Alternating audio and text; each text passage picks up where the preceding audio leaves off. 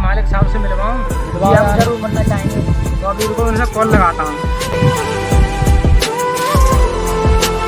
Hello, हाँ sir जी, ये आपसे कुछ दो बंदे मिलना चाहते हैं, ऑफिस में काम फाम करना चाहते हैं।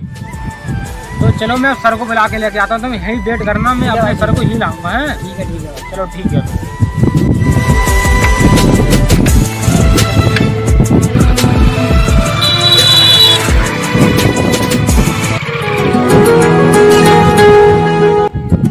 सर आपके यहाँ हमें काम मिलेगा सर? मेरे यहाँ पर आप जैसे लोगों की कोई ज़रूरत नहीं है। आप गरीबों का मजाक उड़ाते हैं। हमने काम गरीबों का मजाक उड़ाया? मेरा ये पहले आपके बारे में बता चुका है। सर सर आपके नहीं, मेरे यहाँ पर कोई काम नहीं है आपको। सर हमें काम अरे नहीं, मेरे पास तो कोई काम नहीं है। आप सुनिए, किसी गरीब का मजाक मत उड़ाइए। एक न एक दिन वक्त जरूर बदलता है। ठीक है सर, आज से हम नहीं उड़ाएंगे पर